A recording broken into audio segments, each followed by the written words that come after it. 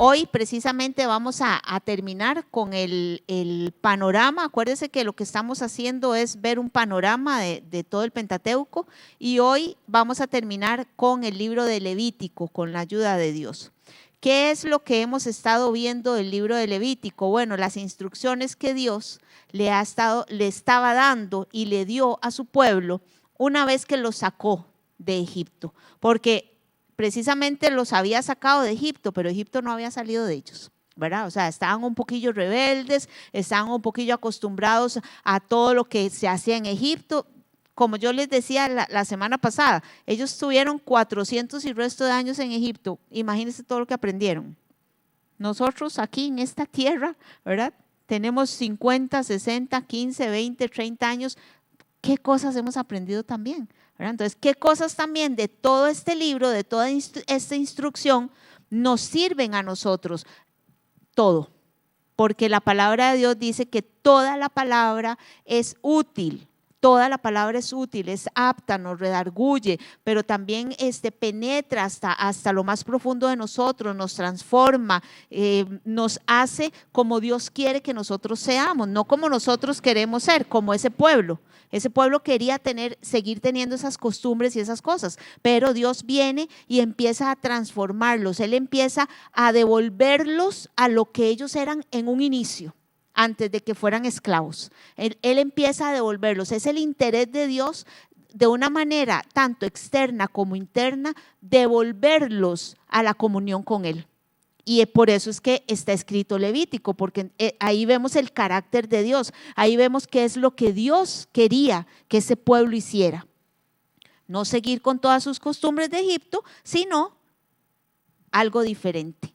Y entonces empieza a hablarle a Moisés de cómo eran aquellas ofrendas, aquellos sacrificios, cómo era que él quería que lo adoraran, cómo era que él quería que hicieran todas esas cosas. Y la semana pasada, ¿qué fue lo que vimos? Cómo Dios viene también y dice, bueno, ustedes van a ser puros, pero de acuerdo a lo que yo les voy a decir.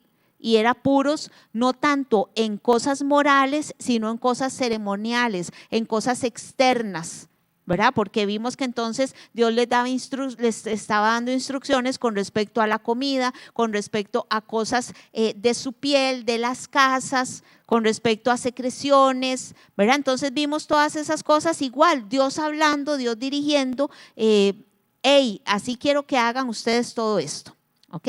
Y para hoy, con la ayuda del Señor, vamos a estar viendo del capítulo 17 hasta el final, que es el capítulo 27. Vamos a abarcar todos estos capítulos el día de hoy. Y la raíz del día de hoy, porque vamos a hablar de santidad.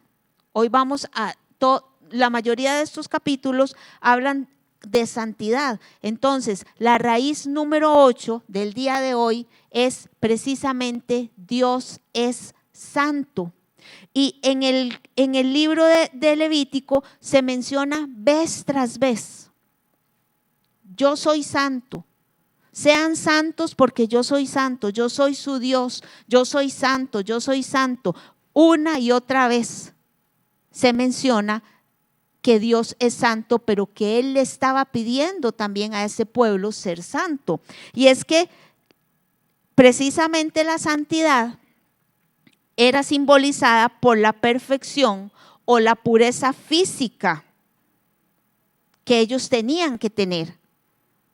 De esa manera se simbolizaba la santidad en aquel tiempo. Entonces, el asunto era que ellos tenían que ser separados.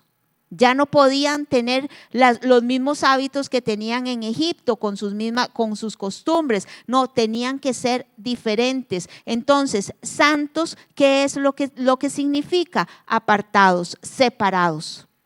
Por eso es que Dios les empieza a dar entonces ahora instrucciones acerca de la santidad. Y precisamente la santidad divina debe estar relacionada en todas las áreas del ser humano redimido. Una persona que no ha sido redimida, una persona que no le ha entregado su vida a Cristo, no puede ser santa. Solamente los que hemos sido redimidos podemos ser santos, porque es una cuestión de carácter.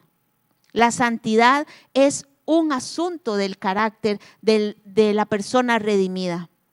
Acuérdense que también vimos el asunto de la expiación, que era sumamente importante. Solo las personas que Dios ha expiado, ha apartado, ha liberado, ha redimido, ha salvado, entonces pueden tener un carácter santo.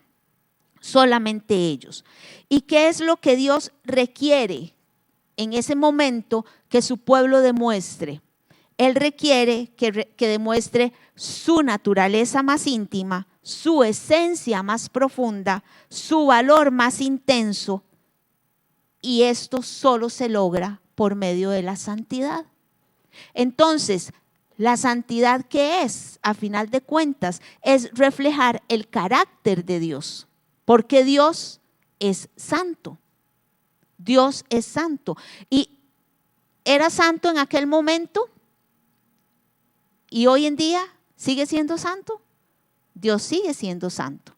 Entonces, nosotros también, los redimidos, estamos con la responsabilidad de representar esa santidad de Dios, de representar ese carácter de Dios, de representarlo a Él en esta tierra de una forma apartada, de una forma separada.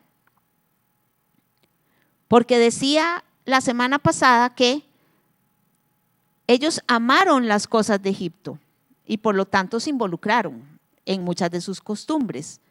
Y Egipto es una analogía de mundo. Pero entonces a nosotros, ¿qué nos decía Juan? No amen este mundo, porque el que ama este mundo no tiene el amor del Padre, ¿verdad? Entonces se relaciona tanto lo que Dios les decía a aquel pueblo como lo que nos dice también a nosotros el día de hoy. Y es que el enfoque precisamente debe de estar en la persona, en la identidad que está detrás de todas estas instrucciones, de todas estas formas, de todas estas maneras de hacer las cosas. Porque Él es permanente, Él es eterno, Él es para siempre y Él es siempre santo. Porque todo esto es la naturaleza de Dios. La naturaleza de Dios. Los principios de Dios son eternos. Nosotros no podemos decir que en Levítico no podemos encontrar cosas para nosotros al día de hoy, porque está lleno de principios para nosotros. Lo que cambia y lo que ha cambiado son las formas de cómo se hacen las cosas. ¿Y quién fue el que vino y cambió de una manera radical todas esas formas? Todas esas ceremonias, todos esos rituales, Cristo. Por eso es que usted y yo ya no necesitamos hacer todo eso. ¿Y cómo se consigue la santidad? A veces uno se pregunta eso. ¿Cómo consigo la santidad? ¿Qué es ese asunto? ¿Cómo lo puedo llevar a cabo? Sí, yo estoy aquí inmerso en todo esto, en esta cultura, me permea, estoy viendo, estoy escuchando, me relaciono. ¿Cómo hago para poder llegar a esta santidad? Bueno, es que la santidad precisamente es una cuestión de obediencia a Dios, de obediencia a sus mandatos, de obediencia a su palabra. Por eso es que necesitamos estar constantemente en su palabra para poder conocer qué es lo que Dios me está diciendo, qué es lo que Él quiere que yo haga, hacia dónde quiere que yo me dirija. Y entonces, entre yo más hago eso, entre yo más camine sobre esa línea, me voy a hacer más obediente. Y al hacerme más obediente, entonces voy a hacerme cada vez más santa. Me voy a estar directamente en el proceso de santificación continua, porque usted y yo cuando venimos a Cristo, Él nos sella y nos aparta, con su Espíritu Santo y ya ahí somos santos, pero luego continúa el proceso de santificación continua y esto es un asunto diario. Esto no es que yo vine a Cristo, ya Él me apartó, me selló y ya. No, yo tengo que continuar en ese proceso de santificación. Y si nosotros vemos qué es lo que Dios detestaba de aquel pueblo y de aquellos pueblos, entonces podemos todavía más entender qué es lo que detesta también al día de hoy. Y por lo tanto podemos entonces separarnos todavía más de eso. Pero tenemos que estar en su palabra. Tenemos que estar en su palabra. Hay un versículo que es medular en Levítico y es el versículo del capítulo 19, el versículo 2. Dice, sé santo, da las siguientes instrucciones a toda la comunidad de Israel. Sé santo porque yo, el Señor tu Dios, soy santo. Dice que le dé las instrucciones a todo el pueblo de Israel, a toda la comunidad. No era a unos cuantos, no era solo a los sacerdotes, a los sumos sacerdotes, no era solo a los levitas, no, era todo el pueblo. O sea, esto quiere decir, y esto me lleva a mí a pensar que Dios el día de hoy quiere que todo su pueblo, toda su iglesia sea santa. ¿Y por qué? Porque Él es santo. Así de sencillo. Y es que esto no es un asunto nuestro. Esto es un asunto de Él. Es el deseo de Él. Para esto nos redimió. Para esto nos sacó a nosotros del mundo. Nos apartó. Para esto nos selló. Para entonces ser santo como Él es santo. Para esto Dios hizo en nosotros la obra de expiación y de redención. Y es que el término santidad, más o menos, depende de las versiones, pero más o menos, aparece unas 850 veces en toda la Biblia. Pero en el libro de Levítico aparece aproximadamente 152 veces. O sea, estamos hablando de más o menos una cuarta parte de todo el término santidad que se ve en la Biblia, una cuarta parte está en Levítico. Esto tiene algún significado.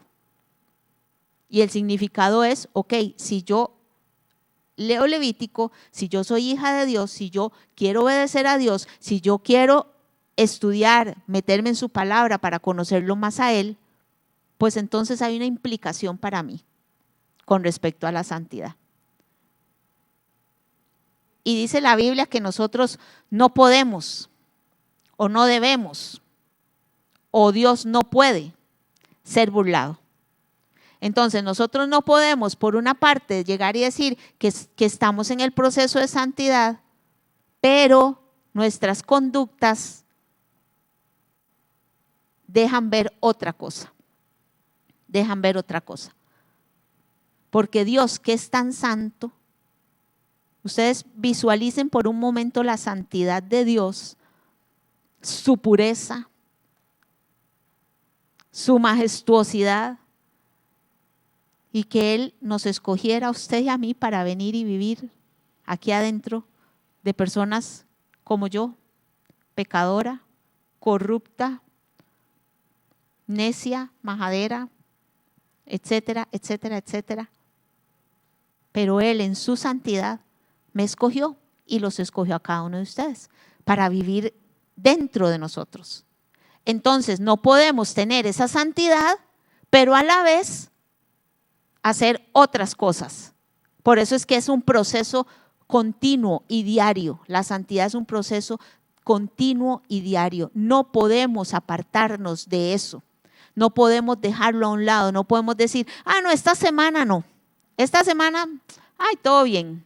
Yo voy a hacer todas mis cosas. Todo lo que yo he aprendido, todas las costumbres que he aprendido de este mundo, porque las suyas son diferentes a las mías. Y la próxima semana, otra vez camino, en el camino del Señor. No, no podemos hacer eso. Sin embargo, lo hacemos. Sin embargo, lo hacemos. Pero no deberíamos de hacerlo. ¿Ok? Entonces, vamos a ver algunos aspectos en que Dios le decía a aquel pueblo en qué quería Él que fuera santo. Y vamos a ver en el capítulo 18 que en la parte moral Él los llamaba a santidad. Él los llamaba a santidad. El versículo 18:1, 1 y 2 dice: el Señor le dijo a Moisés: da las siguientes instrucciones al pueblo de Israel. Yo soy el Señor su Dios. No se comporten como la gente de Egipto donde ustedes vivían, o como la gente de Canaán a donde los llevo. No deberán imitar su estilo de vida. ¿Por qué Dios les da esta instrucción? Porque precisamente toda esa gente de Egipto, de Canaán, de los pueblos que estaban alrededor, tenían prácticas inmorales a nivel sexual. Tenían prácticas inmorales. Y entonces Dios, en su propósito de hacerlos a ellos un pueblo santo, un pueblo apartado, un pueblo escogido, les dice: hey, ustedes no imiten eso. Ustedes no hagan esas cosas que ellos hacen. Y ahora vamos a ver, dentro de un ratito, vamos a ver que Dios dice que es que Él detesta esas costumbres, ¿verdad? Él las detesta. Y en Levítico 18:24 dice: no se contaminen con ninguna de estas prácticas, porque los pueblos que estoy expulsando delante de ustedes se contaminaron haciendo todas estas prácticas. Entonces, ¿qué sucede cuando tenemos estas prácticas sexuales inmorales que Dios detesta, que Dios nos dice que no tengamos? Nos contaminamos. Eso nos contamina. Y cuando algo está contaminado, ¿qué es lo que sucede? Se pone feo, malo, se pudre, deja de ser bueno e inclusive deja de ser útil. Por eso es que Dios nos dice a nosotros, al igual que en aquel momento al pueblo de Israel: no tomen esas prácticas, no las imiten, no hagan ustedes lo mismo. Yo a ustedes los saqué, yo soy su Dios, yo los aparté. Por lo tanto, quiero que ustedes sean diferentes. Dice el versículo 24, estamos en el capítulo 18 de Levítico. Dice: por lo tanto, obedezcan mis instrucciones. Dice: obedezcan mis instrucciones y no se contaminen a sí mismos al cometer cualquiera de estas prácticas detestables que cometieron los pueblos que vivieron en la tierra antes que ustedes. Yo soy el Señor su Dios. Ahora, hay otro aspecto que es las leyes de santidad y justicia. Ahí Dios quería que ellos fueran santos también. Entonces, aquí vamos viendo cómo Dios de forma integral le dice al pueblo: hey, no solamente es en este aspecto, también quiero que sean santos en esto otro. Y en las leyes de santidad y justicia, aquí ya vamos por el capítulo 19, es santidad en la conducta personal. ¿Cómo me conduzco yo ante las personas? ¿Cuál es mi conducta? ¿Qué es lo que hago con respecto a las personas que están a mi alrededor? Bueno, en aquel momento, en el versículo 1 y 2 del capítulo 19 y del 3 dice: el Señor también le dijo a Moisés: da las siguientes instrucciones a toda la comunidad de Israel. Sé santo, ve cómo repite: sé santo porque yo, el Señor tu Dios, soy santo. Cada uno de ustedes tenga gran respeto por su madre y su padre, y siempre guarde mis días de descanso. Yo soy el Señor. En la manera de conducirse. Y no hay nada más cierto que con nuestros más cercanos, que en este caso, por eso menciona al padre y a la madre, que son los más cercanos. A veces con ellos nosotros nos comportamos totalmente diferentes. Eso le pasaba a ese pueblo. Adoptaron todas las costumbres de Egipto y las hacían perfecto, les encantaban, las amaron. Pero en su propia familia, en donde ya tenían que hacer otras cosas, ellos hacían todo diferente. Igual nos pasa a nosotros, a veces en nuestra casa. Nosotros tenemos un conocimiento, tenemos mucha materia en nuestra mente, pero a la hora de ponerlo en práctica, ¿con quiénes son con los que más fallamos? Con nuestra propia familia, con los más cercanos. Por eso es que aquí Dios les da la instrucción de que con su padre y con su madre tengan gran respeto, les dice, gran respeto. Esta es una manera de conducta. Aquí les está aplicando la conducta. Hey, ustedes tienen que comportarse con muchísimo respeto para con su mamá y para con su papá. Ahora, también en los actos de inmoralidad, Dios quería, porque había muchos actos de inmoralidad que ellos cometían. Y aquí también Dios quería que ellos fueran santos. Y entonces, en el capítulo 20, vemos cómo si ellos no obedecían, Dios iba a hacer algo. Dios no se queda quieto cuando un hijo suyo, cuando su pueblo desobedece. Y en este caso fue muy, pero muy claro. Dice en el versículo 2, da las siguientes instrucciones al pueblo de Israel. Estas son aplicables tanto para los israelitas de nacimiento como para los extranjeros que viven en Israel. Si alguno de ellos ofrece a sus hijos en sacrificio a Moloc, será ejecutado. Los miembros de la comunidad lo matarán a pedradas. También me pondré en contra de todos los que se entregan a la prostitución espiritual al confiar en médiums o en los que consultan a los espíritus de los muertos. Los eliminaré de la comunidad. Aquí está dando el Señor cosas tan claras de que si ellos desobedecían, Él iba a hacerles todo esto, ¿verdad? Él iba a hacerles todo esto. Dice que a los que sacrificaban sus hijos a Moloc, los iban a matar a pedradas, porque ahí estaban desobedeciendo a Dios. Que si consultaban a espíritus de muertos, estaban desobedeciéndole y entonces los iba a eliminar de la comunidad. Cualquiera que deshonrara a su padre o a su madre iba a ser ejecutado. Si un hombre cometía adulterio con la esposa de su vecino, sería cortado del pueblo. Si un hombre deshonraba a su padre al tener sexo con una de las esposas de su padre, todo esto eran actos inmorales de desobediencia para Dios, y Dios se los está poniendo a ellos claro para que ellos no hagan esas cosas, para que ellos dejen de hacerlo, porque ellos venían permeados de todo esto. Esas eran las costumbres que ellos traían de esos pueblos. A veces uno cuando lee Levítico dice, pero qué raro, seguro el pueblo de Israel, o sea, ellos no creo que ellos hicieran todo eso. No, es que por algo Dios se los está diciendo, porque ellos hacían todo esto.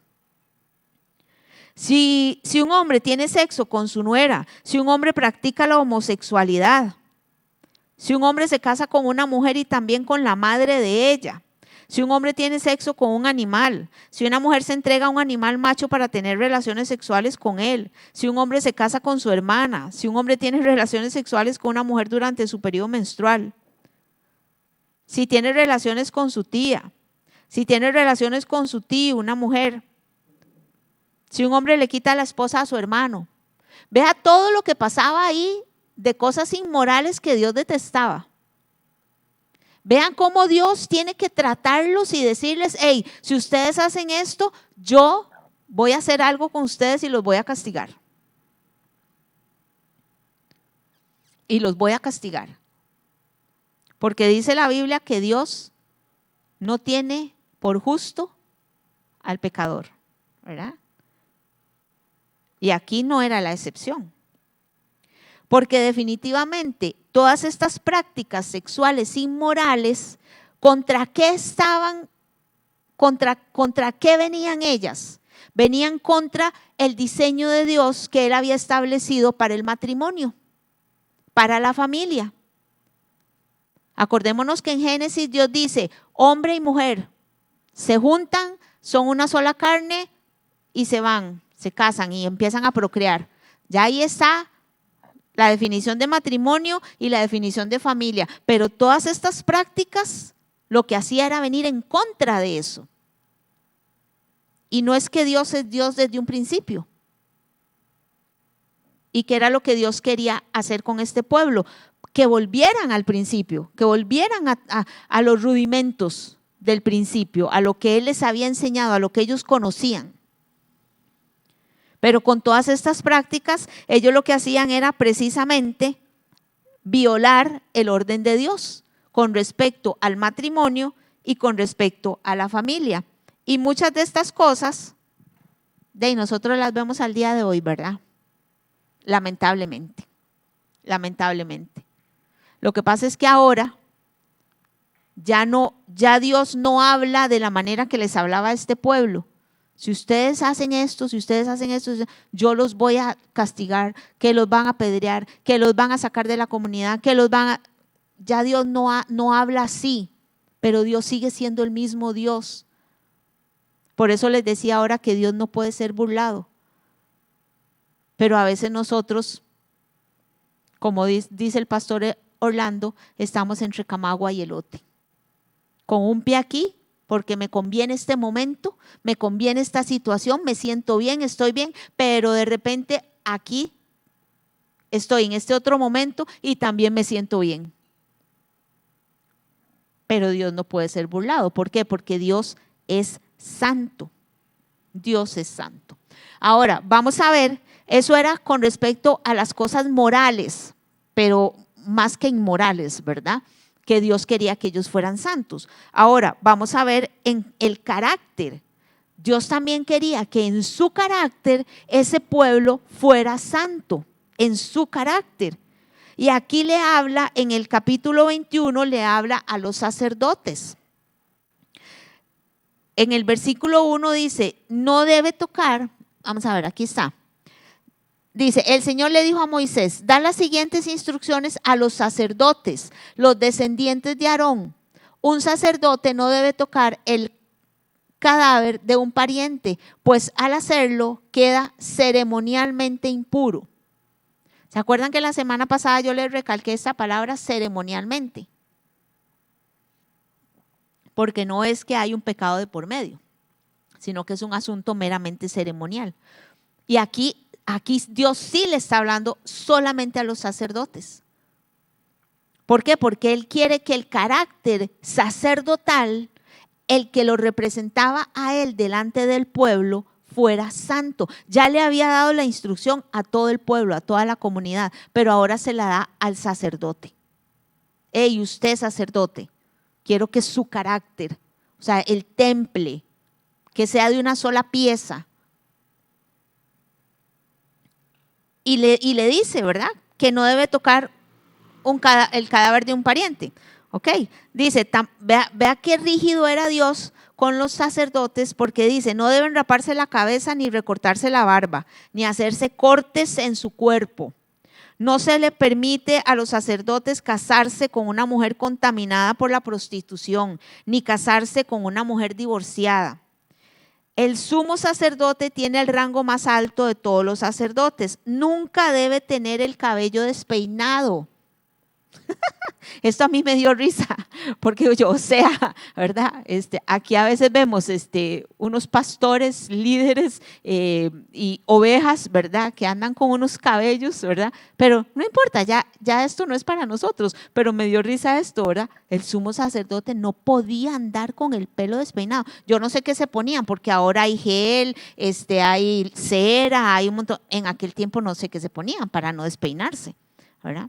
Y estaban en el desierto, imagínense, con aquellos ventoleros, aquellas arenas, o sea, no me imagino, ¿verdad? Cómo andaban ellos ese cabello. Dicen, ni rasgar sus vestiduras, se le permite casarse únicamente con una virgen de su propio clan.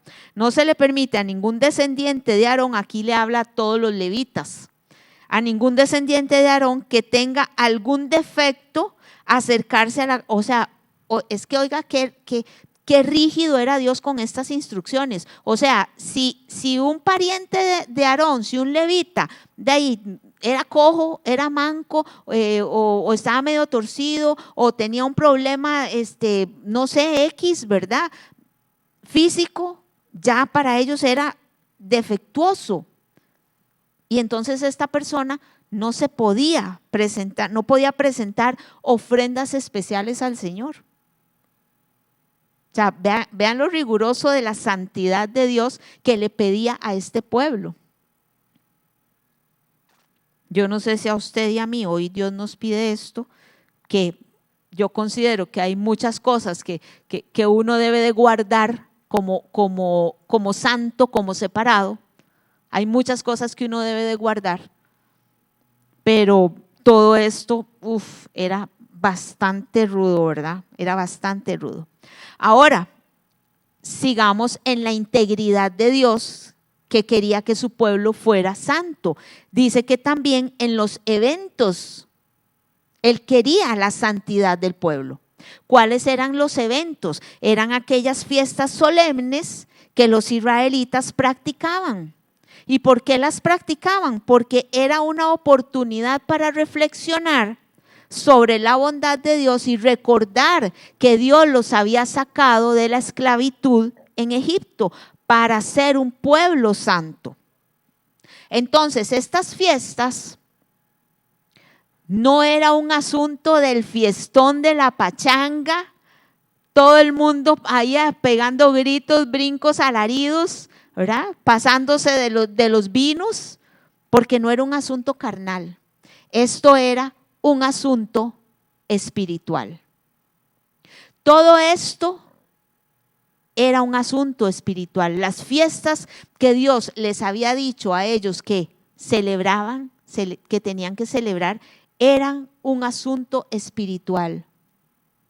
Porque claro, ellos venían de Egipto, iban a Canaán, en donde las fiestas eran algo terrible. Algo terrible. Todas estas prácticas sexuales e inmorales ahí en las fiestas se hacían. Todas las comilonas terribles en las fiestas se hacían. Pero en estas fiestas que Dios les da a ellos para que celebren, tenía que ser diferente. Tenía que ser diferente. Y no me voy a meter en todo el detalle de las fiestas, porque esto lo vamos a ver a partir del próximo miércoles con el estudio de Deuteronomio. ¿Okay? Pero sí las voy a mencionar. Dice, bueno, estaba el día de descanso, ¿verdad? Pero también estaban la Pascua y el Festival de los Panes sin Levadura, la celebración de la primera cosecha, el Festival de la Cosecha, el Festival de las Trompetas y el Día del Perdón.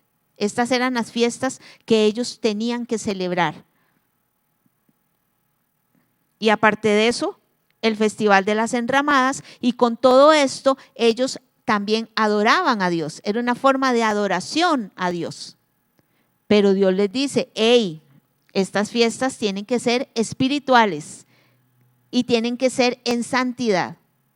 No puede ser el alboroto que ustedes estaban acostumbrados en aquel país, en aquel pueblo, en aquel lugar. Ni tampoco como van a ver a dónde van a ir. No, tienen que ser diferentes. Tienen que ser diferentes, ¿verdad? Entonces, con estas fiestas, nosotros lo que vemos aquí es precisamente el carácter de Dios que se los está diciendo. Dios no se queda, no se lo guarda, Él no se calla, Él no le dice, no, esto soy yo y a nadie le digo cómo soy, a nadie le digo qué quiero. No, Dios les dice, Dios se muestra, Dios les habla. ¿Qué es lo que Él quiere? ¿Cómo quiere que se hagan las cosas? ¿Pero por qué? No solamente es un asunto como de que se me metió entre ceja y ceja. No, es porque Él escogió a ese pueblo, lo apartó y quiere que ese pueblo tenga su mismo carácter, o sea, que tenga su misma santidad. Y entonces, a la iglesia de hoy en día, ¿será que Dios quiere que sea algo diferente, que no sea una iglesia santa. Yo creo que no, porque en el Nuevo Testamento también vemos que Él va a venir por una iglesia santa, pura, sin mancha. Que también Él a nosotros como hijos nos dice y nos repite palabras de Levítico, que ahorita lo vamos a ver. Hey, sea santo porque yo soy santo. Entonces, ¿hay un precio que pagar? Claro que sí, nosotros tenemos un precio que pagar. Nosotros en cuestión de redención, nosotros no podemos pagar absolutamente nada. Pero en cuestión de santidad, sí. Nosotros en cuestión de santidad sí tenemos que pagar un precio, sí tenemos que caminar, sí tenemos que atravesar obstáculos que son nuestros porque los adquirimos, nos gustaron, tal vez los amamos. Y entonces hay conductas que tal vez son aprendidas, pero que a Dios no le agradan. Y entonces hoy Dios nos está llamando a nosotros a seguir un camino de santidad. Porque seguir el camino de santidad tiene beneficios. Y ahorita lo vamos a ver. Ahorita vamos a ver eso. En el capítulo 24 habla acerca del aceite, de las lámparas y del pan de la proposición. Dice el versículo 1. Ordena al pueblo de Israel que traiga aceite puro de olivas prensadas para el alumbrado y así mantener las lámparas continuamente encendidas. También deberás hornear 12 panes de harina selecta. Para Dios esto era también santo.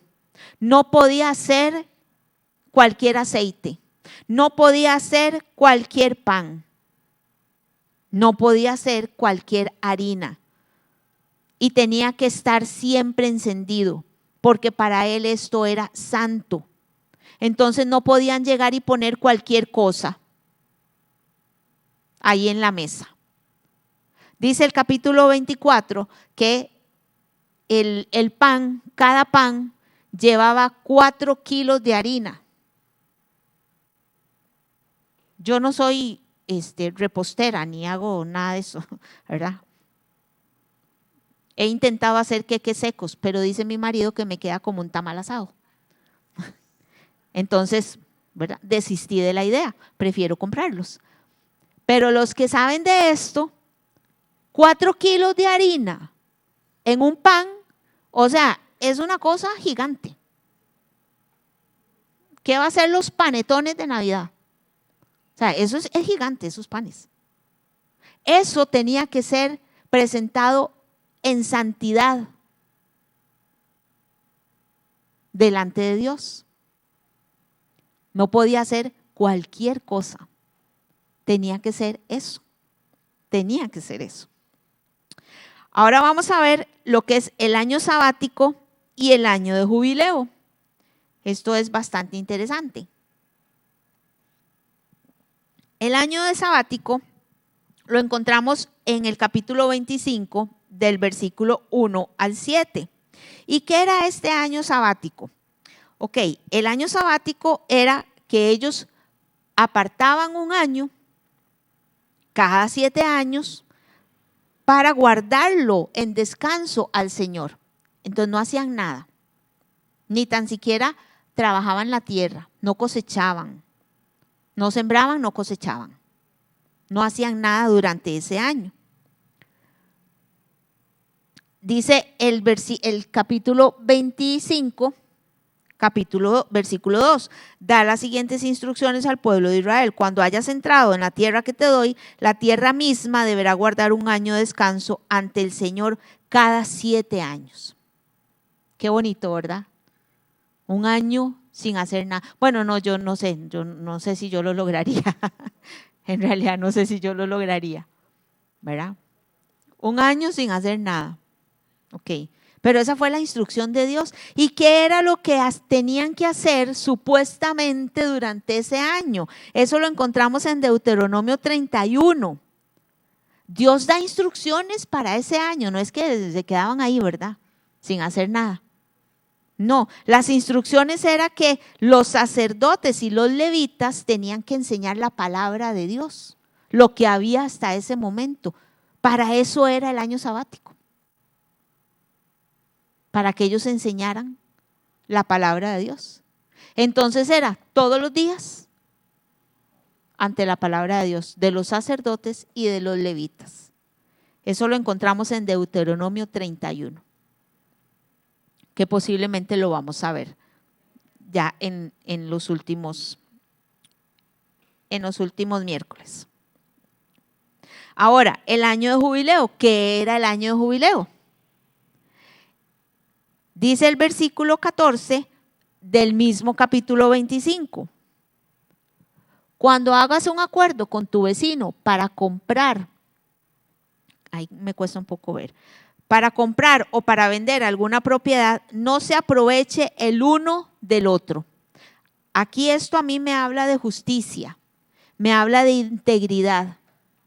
Y el año de jubileo eran 2 años sabáticos cada 50 años.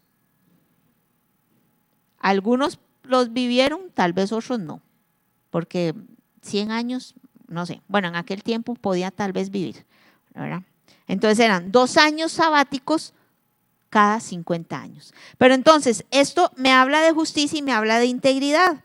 Pero sigue diciendo, pero puede que preguntes, ¿qué comeremos durante el año séptimo, ya que no se nos permite sembrar ni cosechar en ese año? Ten por seguro que yo te enviaré mi bendición en el 6º año, de modo que la tierra producirá una cosecha abundante suficiente para 3 años. Esto a mí me habla del Dios proveedor.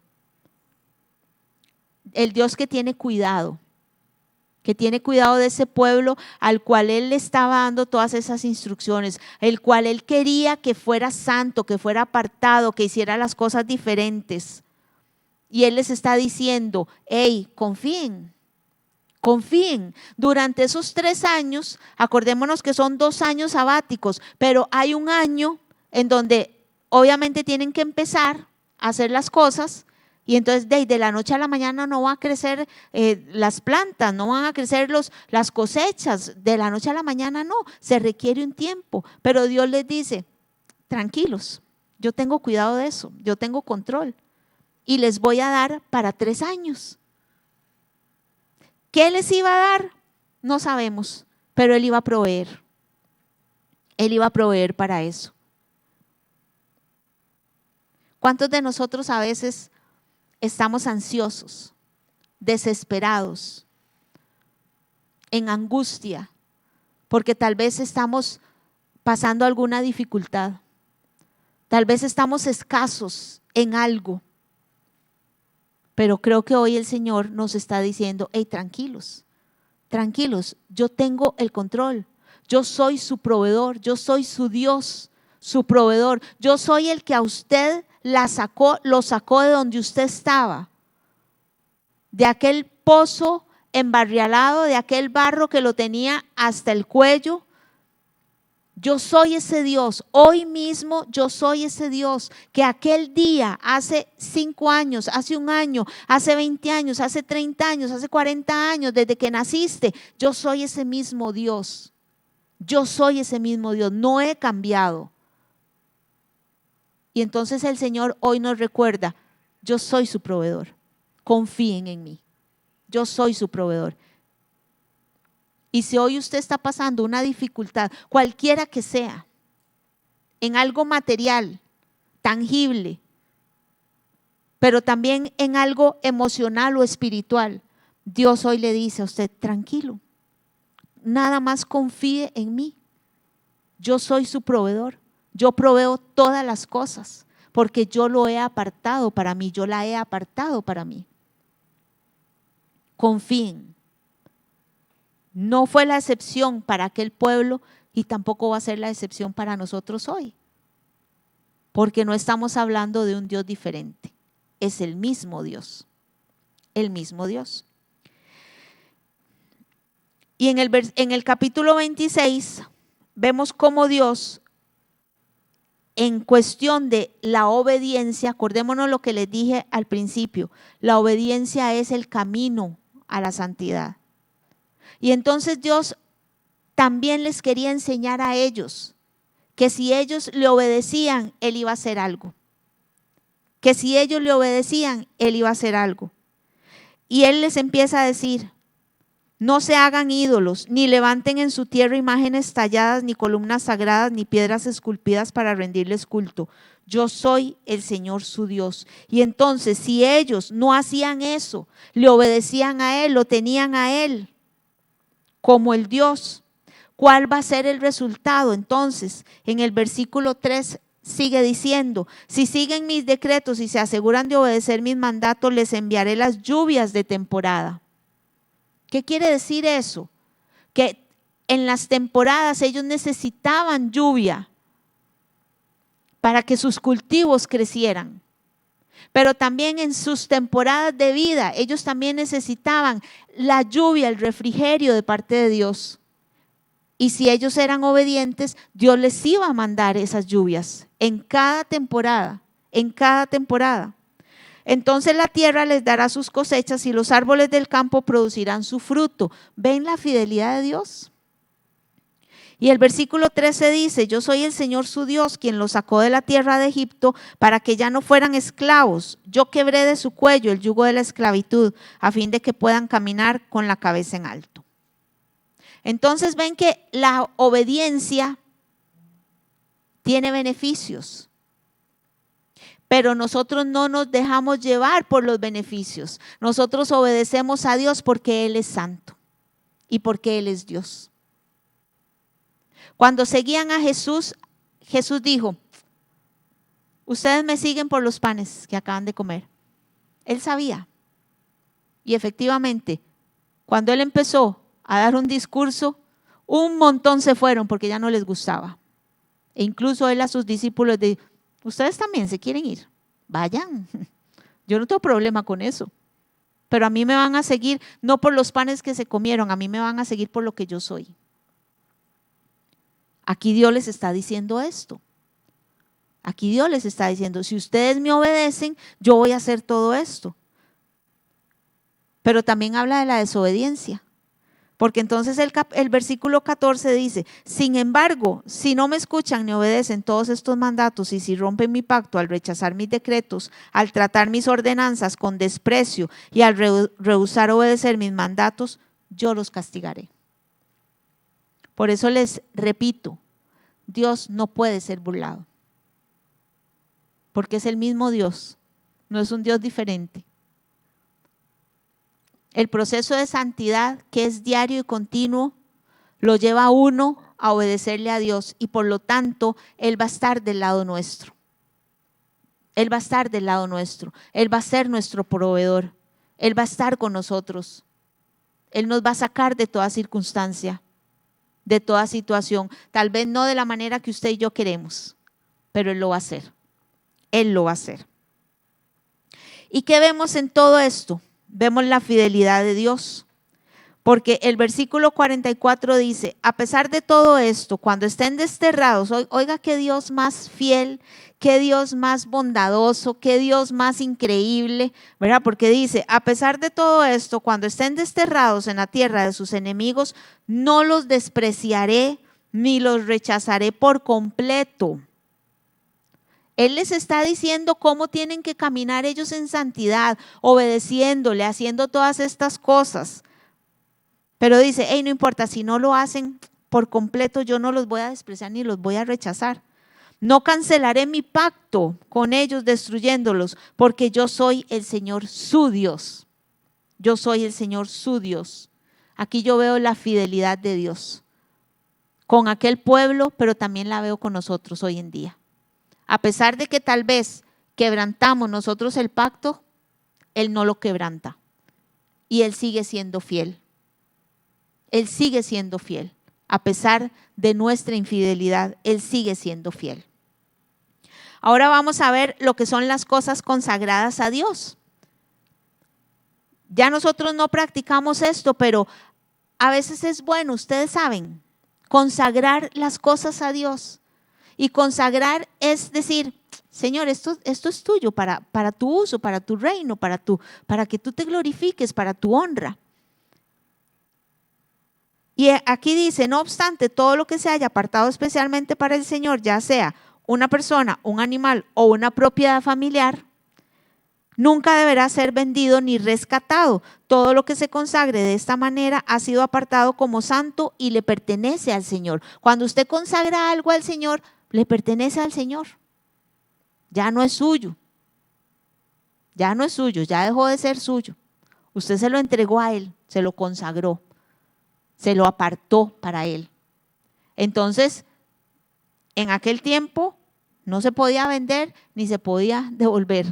Ay, voy a ir por eso, ¿verdad? No, en aquel tiempo no se podía hacer eso. Y si lo querían comprar, si alguien llegaba y decía, ay, me gusta esa casa, sí, pero es que está consagrada al Señor, ay, pero yo la quiero. Entonces tenía que venir el sacerdote. Aquí el sacerdote era lo máximo. Acordémonos la semana pasada cómo el sacerdote tenía que ir a ver las enfermedades de la piel, el moho de las casas, todo, y él era el que dictaminaba el asunto. Bueno, pues aquí es igual. El sacerdote era el que decidía si eso se vendía o no. Y si decidía venderlo, tenían que pagar el precio más un 20%. Así era el asunto. Era rudo, ¿verdad? El asunto era un poquillo rudo. Y vean que en los versículos, en el capítulo 20, en los versículos 23 y 26, vean cómo Dios, Él es tan claro cuando Él les dice a ellos por qué es que Él quiere que ellos sean santos. Él no se esconde nada. Y Él les dice, no vivas conforme a las costumbres de los pueblos que voy expulsando de delante de ti. Yo los detesto debido a que hacen estas cosas vergonzosas. Y el versículo 26 dice, sé santo porque yo, el Señor, soy santo. Te he separado de las demás naciones para que seas mío. A veces uno se pregunta, ¿por qué Dios escogió a Israel? Él lo escogió para que fuera su pueblo santo, para que fuera diferente, para que no fuera como las demás naciones. Porque las demás naciones no lo tenían a Él como Dios. Israel había conocido a Dios, pero se había apartado durante su tiempo de esclavitud. Se había permeado de todas las cosas de Egipto. Y Dios sabía que si ellos seguían así, a donde iban a llegar, que era la tierra de Canaán, eso iba a ser seguro peor, porque Canaán y Egipto eran exactamente iguales de inmorales. E iguales con dioses que no era Dios. Entonces Él sabía que ellos iban a ser peores probablemente. Y quiero terminar con esto. Primera de Pedro, capítulo 1. Esto no está aquí porque son varios versículos que quiero ver. Primera de Pedro. Porque a veces pensamos, bueno, sí, pero eso era para aquel pueblo. Eso era en aquellos tiempos. Eso a mí, no. Sí, efectivamente las formas ya no son para nosotros. Ya las formas cambiaron. Pero vean lo que dice Primera de Pedro. Les voy a leer algunos versículos como el 14. Por lo tanto, vivan como hijos obedientes de Dios. No vuelvan atrás a su vieja manera de vivir con el fin de satisfacer sus propios deseos. Antes lo hacían por ignorancia, pero ahora sean santos en todo lo que hagan, tal como Dios, quien los eligió, es santo. Esto es para usted y para mí. Esto ya no es para aquel pueblo. Esto es para nosotros. Dice el 18, pues ustedes saben que Dios pagó un rescate para salvarlos de la vida vacía que heredaron de sus antepasados. No fue pagado con oro ni plata, los cuales pierden su valor, sino que fue con la preciosa sangre de Cristo, el Cordero de Dios, que no tiene pecado ni mancha. Entonces, ¿qué fue lo que hizo Cristo? Cristo hizo un nuevo pacto. Un nuevo pacto. Para que nosotros siguiéramos en los principios de Dios, pero con formas diferentes y ya no haciendo los sacrificios, porque Él fue el sacrificio perfecto. Y para que entonces usted y yo, que no somos judíos, que no somos de ese pueblo y que no tenemos tampoco por qué hacernos judíos, no tenemos por qué hacernos judíos, no tenemos por qué andar detrás de las costumbres de ellos. Porque entonces dice Pablo en Gálatas 3:28, ya no hay judío ni gentil, esclavo ni libre, hombre ni mujer, porque todos ustedes son uno en Cristo. Usted y yo somos usted y yo. Ellos son ellos. Pero todos Dios nos hizo uno en Cristo Jesús. Y el capítulo 2 de Efesios, algunos versículos dicen, no olviden que ustedes los gentiles antes estaban excluidos. Efectivamente, antes estábamos excluidos.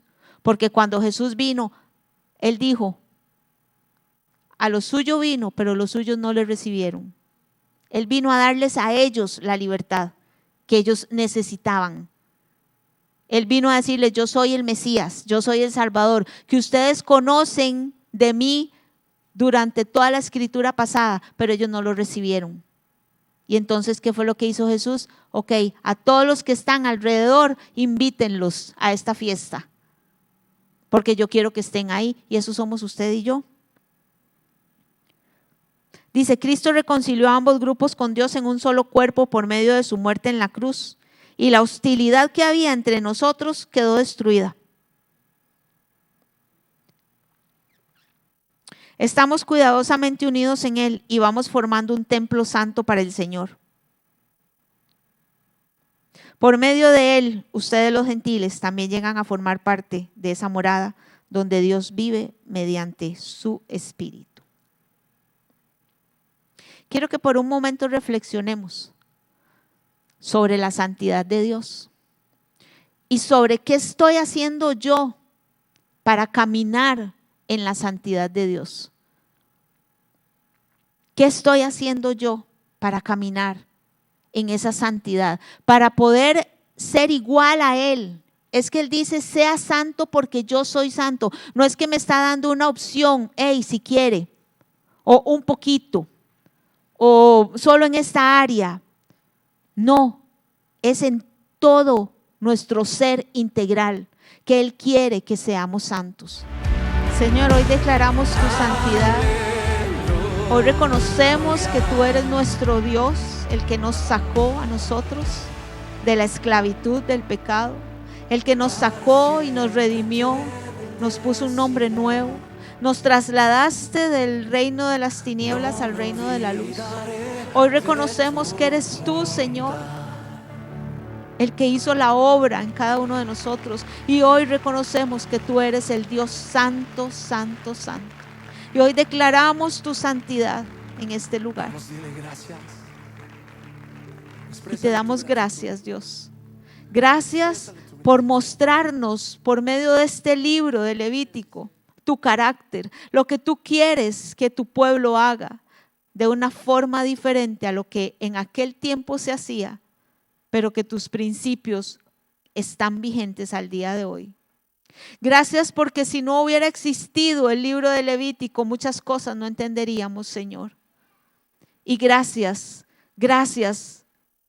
porque nos diste la oportunidad de que nosotros los gentiles fuéramos también tu pueblo santo, apartado para proclamar tu nueva noticia, tus buenas noticias, Señor. Gracias. Gracias por esto, Dios. Yo te pido, Espíritu Santo, que tú continúes ayudándonos en el proceso de santificación diario y continuo. Diario y continuo. Que en nuestro corazón abunde la abundancia, la obediencia, Señor, para contigo. Que eso venga de parte tuya, Espíritu Santo. La obediencia en nuestro corazón. Porque entre más obedecemos, más santos somos y más podemos reflejar tu carácter. Yo te doy gracias por tu palabra y gracias por tu pueblo, gracias por tu iglesia. Gracias, gracias, Señor. Te pido que a cada uno de los que están aquí, Señor, tú les des paz, sabiendo que tú eres el que tiene control, que su confianza, Señor, esté en ti, sabiendo que tú eres su proveedor en cualquier circunstancia en la que ellos estén ahora viviendo, Señor. Yo te pido que tu bendición, Señor, los alcance y que tu favor, Señor, esté con ellos, con sus familias, Señor, y con todo lo que ellos hacen, Señor. Llévalos ahora con bien, Señor. Guárdalos en el camino, Señor, y que ellos puedan ser un reflejo de tu santidad, Señor. En el nombre de Jesús, que así sea.